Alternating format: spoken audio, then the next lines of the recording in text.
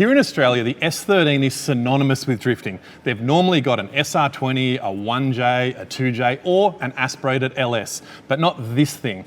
This has got the LS, sure, but it's also got a 671 blower and dual drive-by-wire throttles. So let's take a closer look at this thing and see why Mitch Pullen has decided to build his S13 this way.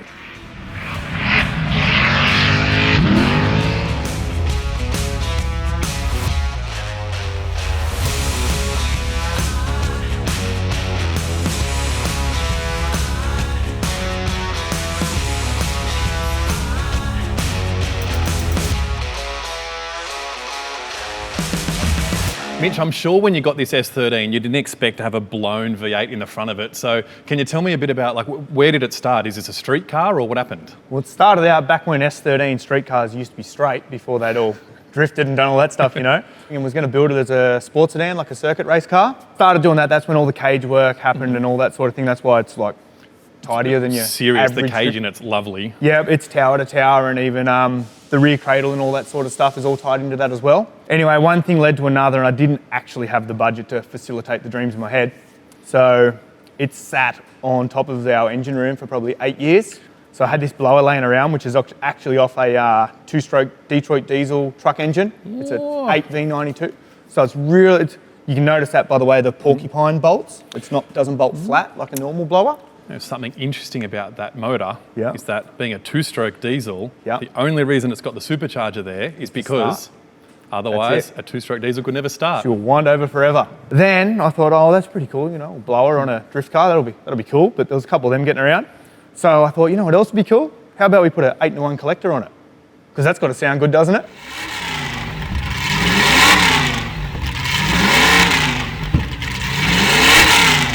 Before we get to the magic what's under here, which is something that I didn't expect to see, to be honest. Tell me a bit more about, so the car was actually caged and set up as a full circuit car. So starting from the back, diff, what diff's in the thing? So in the back of it's got a Winter's quick change. Tell me a bit about why do you put a Winter's quick change in a car like this? Well, one thing is they're just bulletproof. Right, how big's the pram wheel? 10 inch. So and that's all like with 300M shaft and all that. There's like a through shaft thing through them and stuff. So that's just bulletproof. You're not going to have a drama there. How does that work? So ratios for that, how do you change, how long does it take to change a diff or how does that work? So diff ratio changes are like 3 minutes. There's a piece comes off the back, a pair of drop gears in there. And then, so if you have them 1-to-1, it's a 4:1 ratio as it sits. And so what style of transmission is this thing got? So we've got a G-force there, a side shift G-force. Unusual, not as unusual as the 871, but an unusual choice for a drift car? Yeah, there's a few of them getting around now. Just simple, H-pattern 4-speed, so you've just got 4 corners to shoot for. Clutches, easy to get? So clutch-wise, obviously in front of that, it's got a 7 1/4 NASCAR style clutch. It's got a quartermaster in there, and that's pretty simple. It is hard on them, obviously, because there's no mass there. Yeah, of course. But we've got that pretty sorted now of a different diaphragm spring and a bit of stuff. So far that's been working out.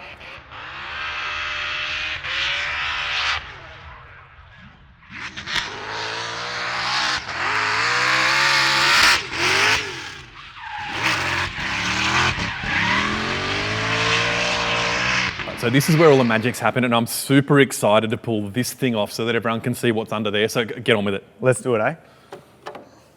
So, 671 blower, LS bottom, dual drive-by-wire top, one of one. Have to be, definitely. Man, I was shocked and amazed when this turned up. So please tell me a little bit about how this came about, and then we'll talk about how the fueling works. So, when I first built the thing, we had a VMS and all that in it, which all worked great. And it had carbies, which everyone's like, oh, carbies won't work. And they weren't terrible, but I could see there was a lot of things that weren't perfect. So traditionally with a 671 blower, if you put a bunch of carburetors on the top, that fuel actually goes through, it cools the blower, then goes down into the engine, under the blower, compressed. What normally happens there is that the blower, as it's compressing the air and the fuel that's going through, typically pushes towards the back of the engine, so you've got a whole bunch of distribution problems, which you still have distribution problems if you put all these injectors up the top. So how does that work underneath? So we've sorted that out. We've got individual EGTs and then another set of injectors down the bottom. All right, so we've got 8 injectors at the port, like traditional injectors. Traditionally in the where they belong, the normal spot that everyone's Right. used to seeing them. Which they do a little bit the whole time. They're always doing something, like sort of 15, 20% duty cycle. And then inside the R5, I've got tables set up based on EGT. So if I get one cylinder going out of control, I deal with it. And also from looking at logs, obviously I've got a bit of a spread. I can see which ones are hot and which ones are cold. So just trim them. They're within like 20 degrees the whole run now. So fueling wise, so we've got basically what you're doing is you're putting as much fuel as you possibly can through the top. Yep. What size injectors you got up the top? So the top is 1300s, slightly bigger with the fuel pressure, but yeah, 1300s. And then the trimming injectors, we'll call them down the bottom. Yeah, the trimming injectors are just set of 450s, which is like a factory LS3 style injector.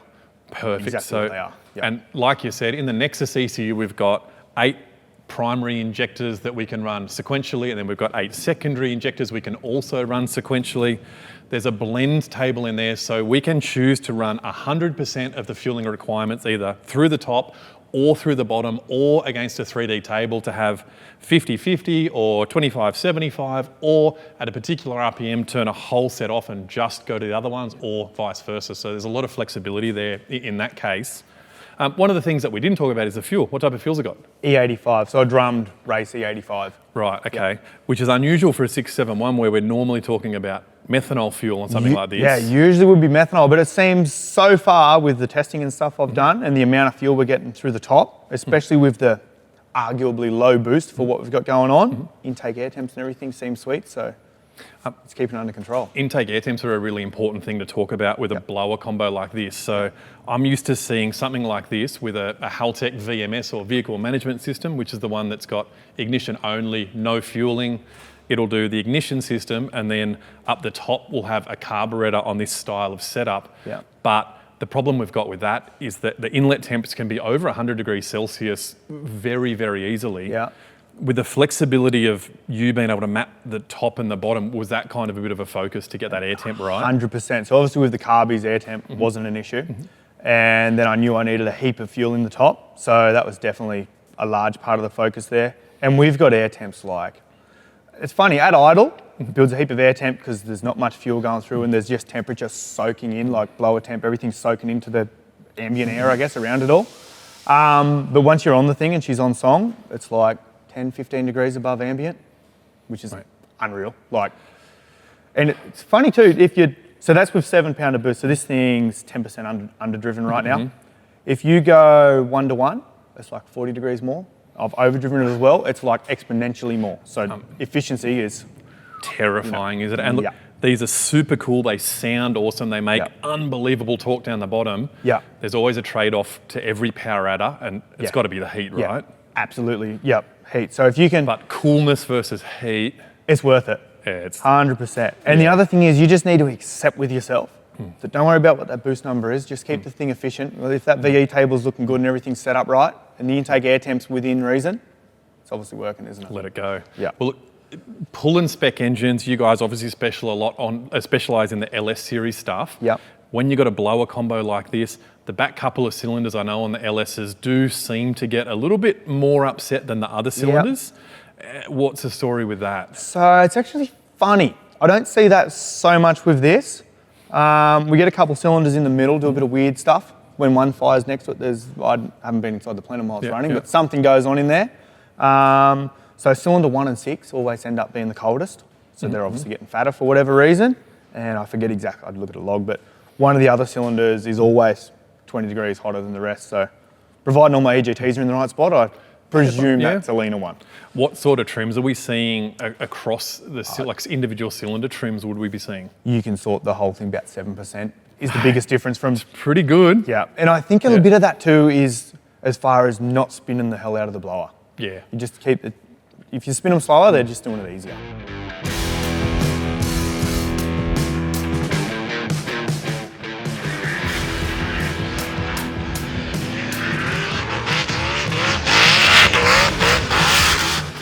In the boot here, there's a fair bit of action, starting with the radiator, which is getting more common for the drift cars. Yeah, especially at the higher level drift cars. So one thing is it's out of the way of accidents and all that thing. Yep. And another thing is people are realising more and more that getting a more rearward weight bias helps drive the car forwards. Yeah, makes So sense. there's many things you can put back here within reason to not create a massive pendulum effect. Yeah. Definitely helps make the car faster. So a couple of massive fans, and then Yep. how does the water get from the engine to here? So the big PWR radiator Yep. is, we've got an electric water pump down here, Very nice. which is on the obviously the low side. That pumps it up there to the engine. And then all my high spots meet up at this swell pot tank thing here as well. One of the things on this side I'll set up is, because obviously you go out and beat the hell out of this thing, come Yep. back to the pits, you don't really do like a cool down lap as such. Not really. One of the things I love about using the Nexus on a setup like this, that has got dual fans and you've got the electric water pump, what we can actually do in the software is configure it so that when you come back, you can turn the engine off, you can leave the water pump and the fans running, then set up conditions in the ECU so that once the thing gets down to, let's say, 60 or 70 degrees Celsius, it'll turn the water pump and the thermofans off. And you can also put conditions in there so that if your battery voltage gets too low, it'll turn off automatically and warn you. So there's a lot of flexibility in cooling a car down like this, where before, if you had to go straight back out for another round, you'd be in a bit of trouble. You would be, 100%. Yeah, and definitely as far as the flexibility, the options are endless. If you can dream it up in your head, if there's not a button for it, there's a generic table that'll do it. Yeah, the generic tables are nice, eh? Yeah. So diff-driven alternator, which I was a little bit nervous as far as a lot of drift events and stuff you go to, you do have a decent amount of waiting time. So it's got dual batteries, like an 70, like a sort of a generic truck battery. Yep. So two of them just for capacity. Over here, you did just touch on that, the dry sump tank. So like you said about before, so this has got a dry sump on it, so not a factory oil pump on the engine. And then what, the oil comes all the way back to here? Oil comes all the way back to here. So we've got a 4-gallon dry sump tank in here, so huge capacity. So that at any time, doesn't matter what you do, you've got oil in that tank, ready to go to the engine, which you need for pulling big G-forces, doing revs, you need that. So that goes there. Is that one of your secrets of keeping this thing alive at big RPM? 100%. Every big LS I do, dry sump. Okay. Without a doubt. It just helps them massively. Do you want to share with me what sort of oil pressure you've got at, say, 7, 8, 9 grand? This thing, about 800 kPa up there. Yeah, What's that in? 100 poundish or something like that, is that? Yep, 100, 120 pound. Yep. So this is the catch can, and that's the only breather the engine has. Yeah, okay. So the engine it's not fully sealed, so we're not pulling vacuum like we would on an NA engine. We're going to have blow by and stuff. It's a big blown angry thing. So there's a dash 12 line from the rocker covers that comes all the way back, vents to the dry sump tank. So by the time, even if, let's say we crack a piston or something actually goes wrong, by the time all that happens and get back here, it's all settled down and relaxed a bit. So you can look after that in the dry sump tank. Then unless, I don't know, you'd have to have a pretty big drama to be blowing oil into here. So that's safer as well. In further here, so the fuel tank I can see here, but this is interesting. I have seen this in other cars before as well. So it's got a Perspex rear window. And then normally this would have been glass, but it's cut, and then we've got like a false firewall. What's the reason for chopping these out? A lot of people do this. Yeah, it's fairly common. So one reason is to get airflow to the radiator. Oh, okay, because it goes, So it sort of gets, it might not be the most perfect example of that, but that is a really common reason. And also with so much stuff in the back here, just serviceability. So obviously we can get to all our fluids, our fuel. It's super convenient compared to crawling up under the space. 100%, especially Silvia's fairly little car. Once you put everything in the boot, she gets busy back there. So tell us, fuel system, we've got a massive, very, very big actually fuel tank. Yeah, it's not that, it's 40 litres I think. Is it? Might be 60. Yeah. I'm not 100% sure. Then we've got a brushless pump in there, which also the Nexus controls the pump speed of that. Perfect. Then just a simple returnless fuel system. And then one line runs up the front to all the injectors, and away it goes. I like the idea of this thing, the reg being mounted just straight to the tank, no mucking around, lack of fittings, no mounting spots. Definitely. Anywhere where you can make things simple and just function, just be crazy not to.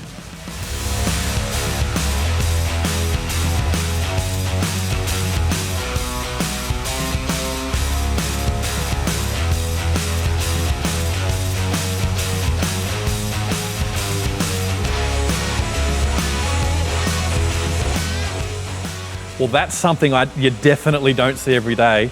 With the holes in the hood, you're sort of thinking twin turbo, but that. We threw an 8 to 1 on her. What is that? That is so we've got a full 8-in-1 header system here. So all 8 pipes merged together into one, which gives a real exotic Ferrari or Lamborghini sort of sound about it. It looks good. Yeah. Yeah. Definitely. Maybe the sound could have been a bit different if we went sequential firing equal length, but we just went aesthetics here. And we didn't need the 100% scavenging of the 8-in-1. We're going to blow it and push it through. You don't see an 8-into-1 very often that looks like that, and that's pretty sick. Definitely not. Yeah, we turned her into artwork. Brendan he killed it on it. So that's something that you guys do at the shop, or is this a spare time thing, or how does that work? This is, so we do engines at the shop. Yep. And we've got hub dyno and stuff, so we do tuning. Yeah. And then all the plumbing and wiring and stuff all happened at my shop with a select few guys I had doing it. And then 95% of the car, or 90%, especially all the plumbing and stuff, is all stuff that I did just after hours. So you're a diehard like all of us, where Yeah. you're building engines for everyone all day, and then Yeah. you're there all night Then all developing on your own stuff. Yeah. Mate, it's only better for your customers the next day, because if you blow this thing up 50 times, you know more and more about LS's. Well, you just get the recipes better and better, don't you? Mate, one of the things that I did notice up the top, the wiring harness up there, Yeah. impressive. Yep, That's that's all done by Bachelor Auto Works, and Right, that's a utmost quality. If we look down the bottom here, something that is a bit unusual for a drift car and might be a bit of your heritage is the engine plate, the aluminium plate along the front here, which basically bolts to the front of the engine. You more see it in drag cars and burnout cars. It's common as well.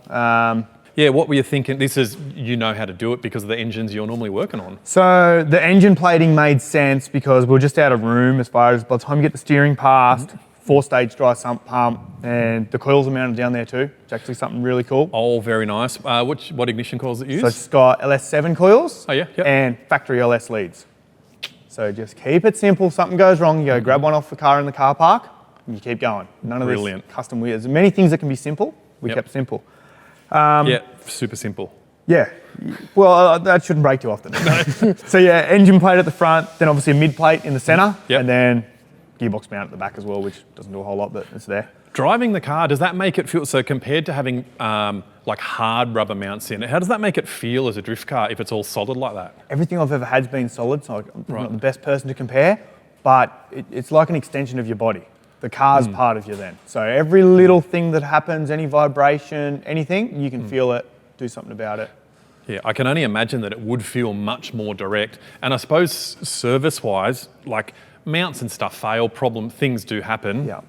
Just if you look at it and it looks good, it's good. Nothing can go wrong. Engine-wise, before we spoke about dart blocks, crank rods, pistons, go through them for me. What do we got in there? So the crank is actually a GM crank, but it's the 4.8 version, which is it's 3.267 strokes, right? Yep. 3 1/4.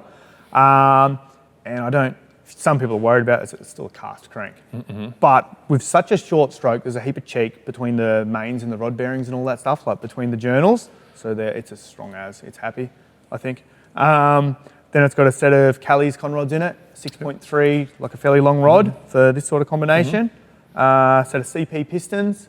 So nothing super special, sort of run-of-the-mill stuff, but keeping the stroke out of it and keeping the piston speed out of it is how we managed to rev the thing and keep it as low stress as possible, obviously, given the circumstances.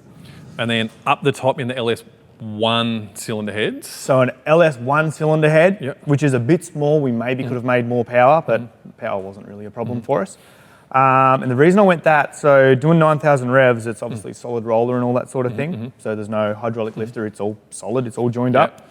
So there's no cushion. Got those big thick push rods and all that stuff in there. Big thick 7/16 push rods that I had to mill big channels in the heads to make them fit and all that stuff. So when you're revving something like that, rigidity, stiffness, and then keeping things light, that's how you do it. So that's why I've got the LS1 head. So they're a smaller valve. Right.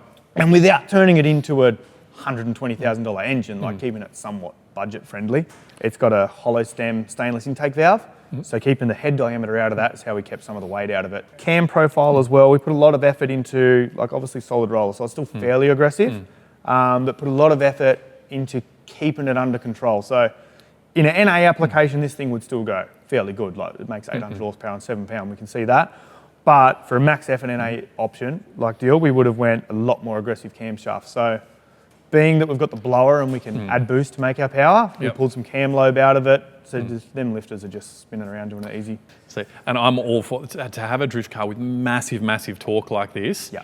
Mate, even compared to a smaller turboed LS style engine. Yeah. This has still got to have it. Yeah, and the extra rev, like most LS is 7.5 pulls up most of the good ones. So them extra revs.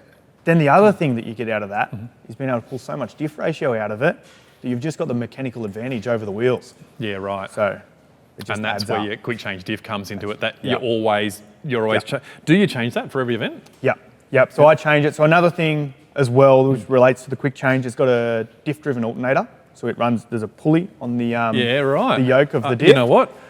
I didn't even know, but that Yep. goes back to what we were saying before about the water pump in the back, that you've Yep. got no drive at the front. Yeah, for there's any of that nothing stuff. at the front, which just looks good. And so the diff-driven alternator, we need to keep the thing obviously tail shaft speed as high as we can. Yeah. So it's a one-wire NASCAR race style alternator, so it's Yep. really tiny, but it makes 75 amps, but it doesn't make anything unless you've got the thing spinning. Yeah, so for sure. every track I just gear it so we're using the top of fourth, being a 4-speed. Mate, you've thought of absolutely everything. It's a sensational looking car, and I can't wait to see this out on the track, pinned off 9,000 RPM through that corner. Unbelievable, 100%. very impressive. A foot, 100% throttle the whole way. Mate, killing it. Guys, mate, Mitch, thanks so much for bringing the car in today for us to have a look over. I really appreciate it. Guys, thanks very much for watching. I can't wait to get to the track and see this thing spinning.